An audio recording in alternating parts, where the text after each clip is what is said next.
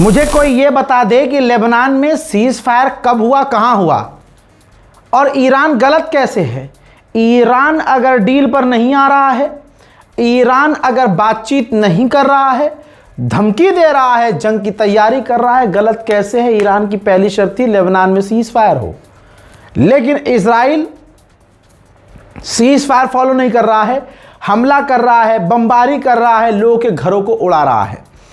एक बार फिर से लेबनान की एक नौजवान लड़की जो पत्रकार थी, जिनका नाम अमल खलील था, अमेरिका की छूट के बाद जो अमेरिका खामोश है, उसका रिजल्ट ये रहा कि एक और लेबनीज पत्रकार के ऊपर बमबारी कर डाली गई। असल में ये अपना काम कर रही थी, जहां इजराइल ने बमबारी की थी, ये उस जगह रिपोर्टिंग करने गई थी खलील। हुआ ये कि इजराइल ने दोबारा वहां पर बमबारी कर डाली। जब घंटों तक ढूंढा गया तो मलबे में ये दबी हुई मिली, और जब तक ये इस दुनिया से जा चुकी थी। तो इजराइल जो बमबारी कर रहा है, अरे भाई लेबनान में बमबारी जो कर रहा है, तो मुझे बताओ सीज फायर कहां है। सोचिए, इजराइल के द्वारा 62,000 घर लेबनान में तबाह कर दिए गए हैं। 62,000 घर। पिछले 12 घंटे में उसने दिन और रात में भी हमला किया। दिन में जो हमला किया था लेबनान पर, सबूत मैं आपको दे रहा हूं। उधर कहा जा रहा है कि लेबनान में जो हिजबुल्लाह है, उसने हमला किया इजराइल को निशाना बनाकर।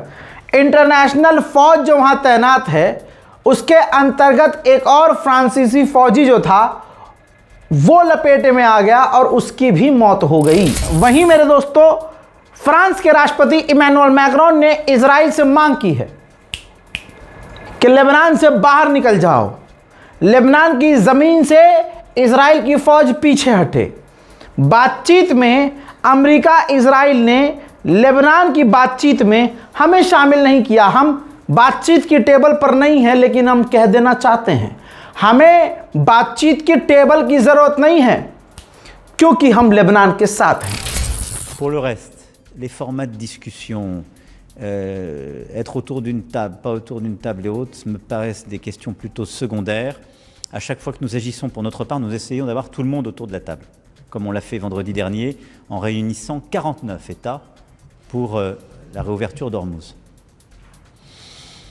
Je pense que c'est mieux quand on fait travailler tout le monde, et donc je pense que l'intérêt du Liban, c'est en particulier que beaucoup des États voisins et des États de la région soient engagés dans cette discussion, pour qu'ils puissent y prendre leur juste place. Et la France n'a pas besoin d'être à une table où qu'elle soit pour être aux côtés du Liban. Ça n'est pas conditionné, ça n'est pas un format de négociation comme on appelle ça. मैंने एक हफ्ता पहले ही कहा था, और आज फिर से कह रहा हूं, दिमाग में ये बात डाल लीजिए, इजराइल एक भी दिन ऐसा नहीं गुजारता जिस दिन वो कत्ल किसी का ना करे। यह उसकी फितरत है। जब ईरान से नहीं लड़ पाया, जीत नहीं पाया, और ईरान ने पलट कर पेल दिया, तो अब लेबनान पर वो हमला कर रहा है, सो कर रहा है। अब उसने गाजा पर भी बमबारी की है, दोबारा। कल भी की थी, परसों भी की, तरसों भी की। फिर उसने बमबारी की, 5 गाजा के लोग मारे गए हैं, 10 घायल हुए हैं। जो बड़े बनते हैं ना पक्के मुसलमान, सफ़ेद झब्बा पहन के अरब के, खामोश हैं। जबकि जो तस्वीर अब हमारे पास आ गई, क्या उन्होंने नहीं देखी होगी? ये बैतुल मुक़द्दस ज़रा देख लीजिए, क्या हाल हो गया है। अल्लाह अकबर, अल्लाह अकबर।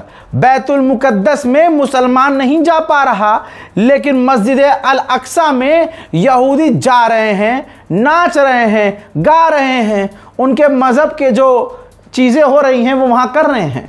यूएई खामोश, सऊदी अरब खामोश, बहरीन खामोश, कतर खामोश, इजिप्ट खामोश, सारे देश खामोश हैं। और ईरान अगर बोलता है और फिर लड़ता है एक साथ कई देशों से, तो फिर वो भारत के वो लिफाफे वाले मुसलमान, जिनको चुपके से कहीं से लिफाफा आता है, वो कहने लगा, अरे ये इसने ईरान ने अपने डील में गाज़ा को शामिल नहीं किया। गाज़ा फिलिस्तीन का नाम नहीं है। हम तो पहले ही कह रहे हैं कि अरब तो गंदे हैं, अरब तो बुरे हैं, लेकिन ईरान कौन सा अच्छा है। अबे अपने लिए लड़ा और ईरान ही वो देश है जो हमेशा इजराइल के खिलाफ बोला, फिलिस्तीन के लिए हमेशा बोला। जहां तुम्हारे अरब खामोश रहे वहां बोलता रहा। अब तुम जबरदस्ती की अड़ी करो कि नहीं, क्योंकि देखिए ऐसा है, कुछ लोगों को है दिक्कत। ईरान जो जीता है और ईरान का जो ये जलवा है, अब जो ईरान की ताकत निखर कर उभर कर सामने आई है, भारत में ऐसे ढके छुपे यजीदियों के चेहरे से नकाब हटा है। समझ रहे हो, नकाब हटा है। अब वो एक्सपोज हो गए हैं। अब क्योंकि उनके दिल में है नफरत, तो मुंह से साबित कर रहे हैं नहीं नहीं हम तो खामनाई की बड़ी इज्जत करते हैं, ईरान की इज्जत करते हैं, ईरान जो है जैसा भी है हमारा भाई है, मुस्लिम कंट्री है। लेकिन ये ईरान ने जो डील की है इसमें फिलिस्तीन का, गाजा का नाम क्यों नहीं है? 12 डेज वार में सुअर की जात ये बता, फिलिस्तीन का नाम लेकर, गज्जा का नाम लेकर किसने इजराइल पर मिसाइलें बरसाई थी? फिलिस्तीन गाजा का नाम लेकर इस जंग में भी किसने बदला इजराइल से लिया? बताओ।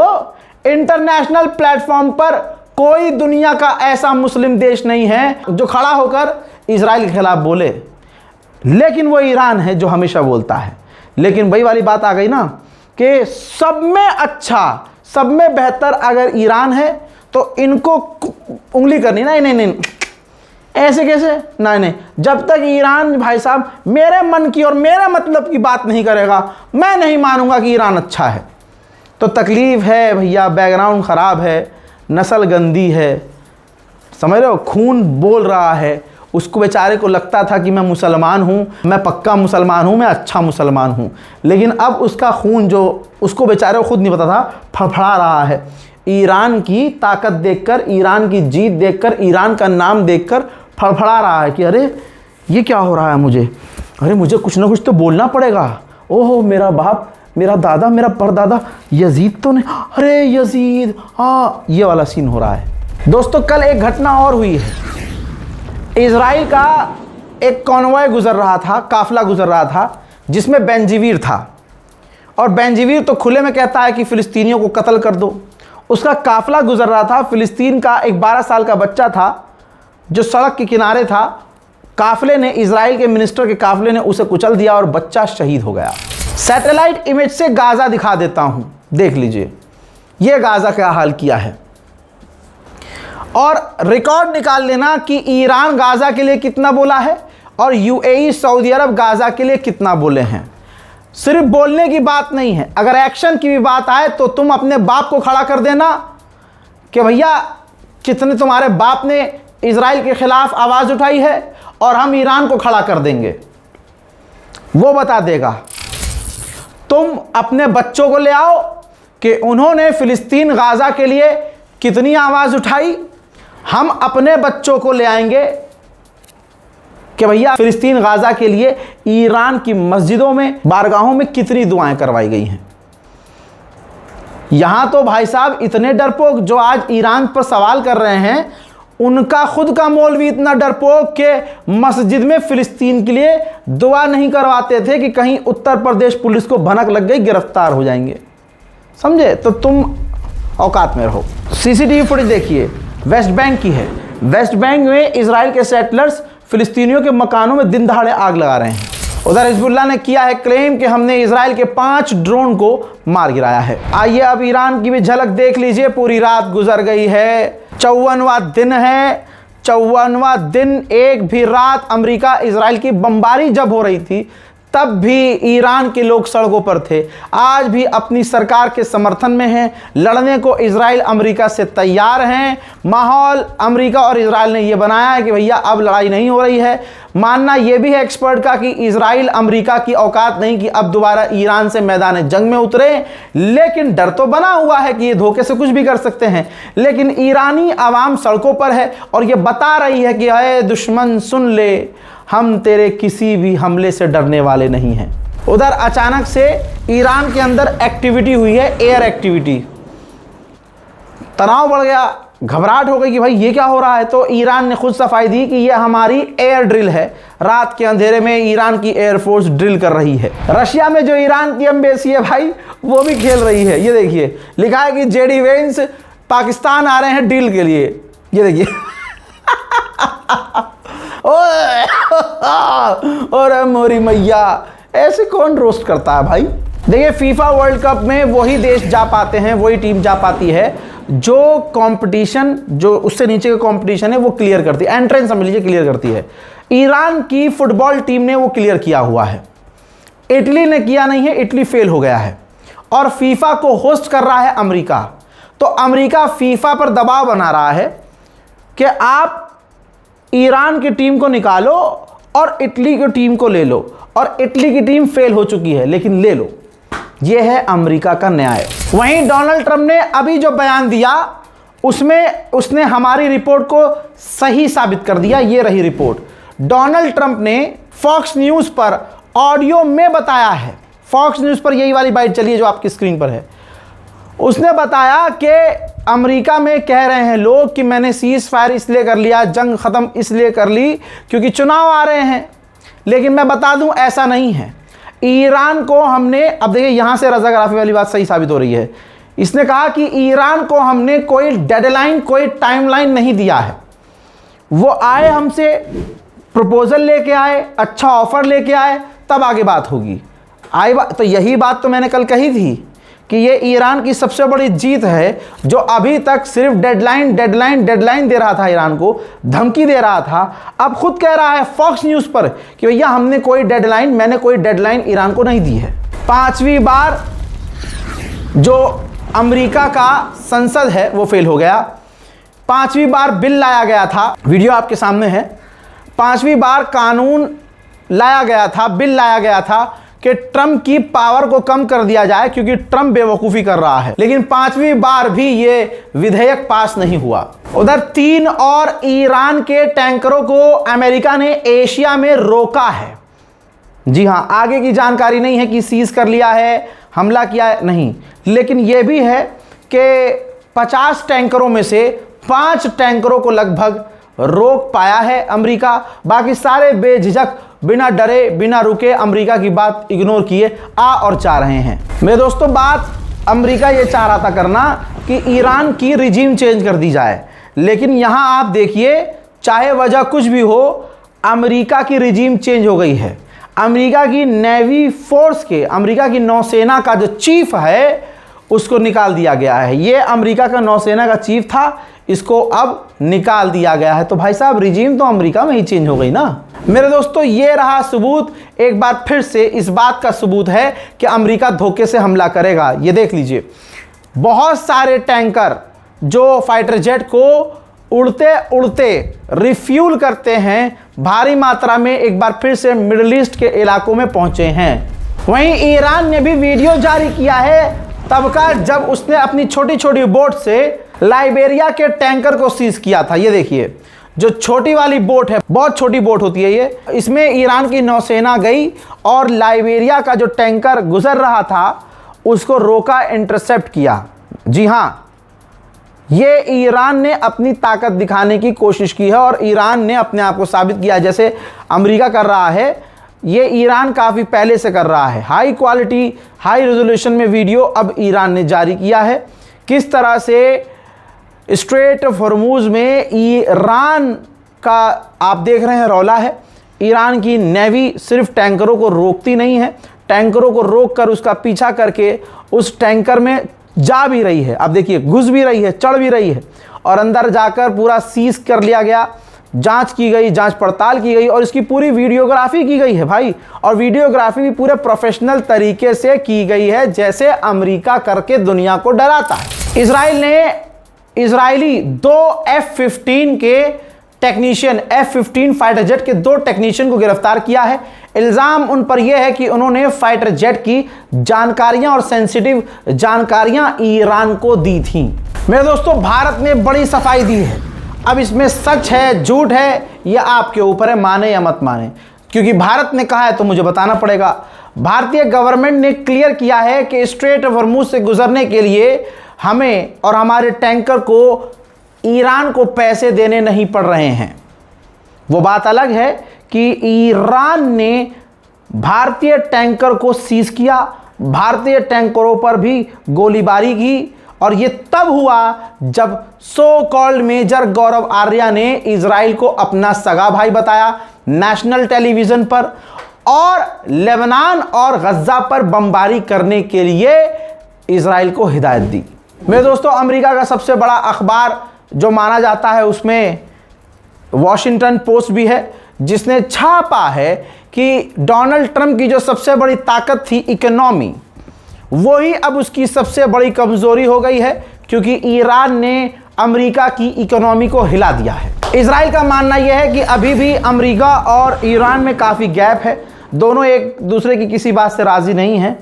और देखिए, ट्रंप ने कहा है कि मेरी कोई डेडलाइन नहीं है, लेकिन इजराइल कह रहा है कि हमारा मानना यह है कि आने वाले संडे तक अमेरिका ईरान पर हमला कर सकता है। मेरे दोस्तों, व्हाइट हाउस ने सफाई दी है कि ईरान ने जो 2 वेसल सीज किए हैं वो ना हमारे हैं ना इजराइल के हैं। ये झूठी खबर है। अगर उसने सीज किया भी होगा तो वो किसी और देश का होगा। मेरे दोस्तों, डोनाल्ड ट्रंप की आप ये देखिए कितनी जिंदगी झंड हो गई है। जो कल तक सिर्फ हथियारों से बात करता था, आज ईरान जो कर रहा है वो कह रहा है कि नहीं, हमें इससे फर्क नहीं पड़ता। ईरान ने जो स्ट्रेट ऑफ हॉर्मुज़ में जहाज़ों को सीज किया है, सारी दुनिया कह रही है डोनाल्ड ट्रंप कहो ये तो सीज फायर का उल्लंघन कर रहा है ईरान। लेकिन ट्रंप ने क्या कहा, ना, ईरान ने जो टैंकरों को सीज किया है ये हमारे लिए सीज फायर का उल्लंघन नहीं है।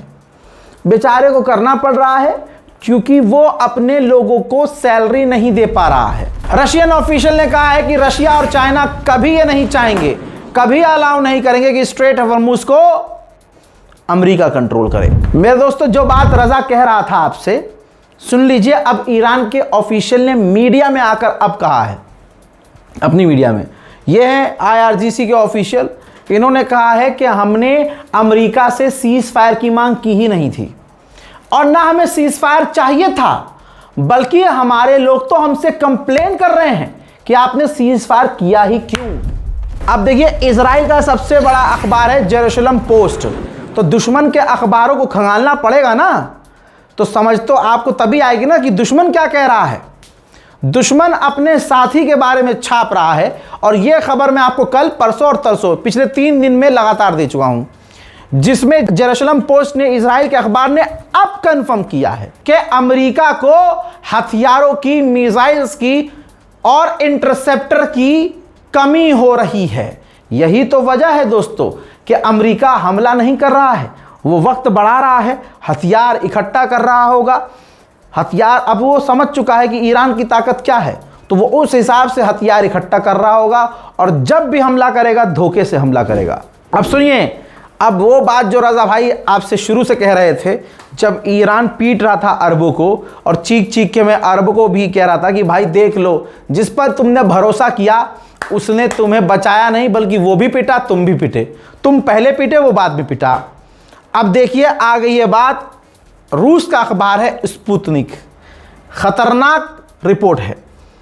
कहा गया है कि सऊदी अरब अपनी सिक्योरिटी के लिए चाइना, पाकिस्तान और तुर्की को देख रहा है, क्योंकि इस जंग में अमेरिका पर से सऊदी अरब का भरोसा उठ गया है।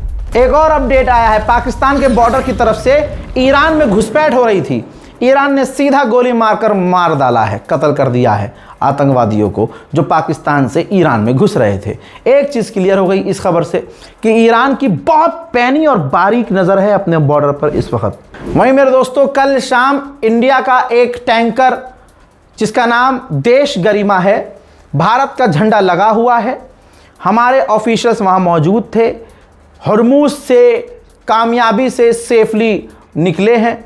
और जब वहाँ से निकल गया ये टैंकर, तो आगे जब बढ़ा स्ट्रेट ऑफ हॉर्मुज़ से, तो भारतीय नौसेना ने, युद्धपोत ने उसको गाइड किया, उसको गार्ड करते हुए भारत की तरफ लेकर चलते नजर आए। हजरात, इस रिपोर्ट को शेयर कीजिए, अपनी दुआओं में मुझे याद रखिए, चैनल को सब्सक्राइब कीजिए। जय हिंद।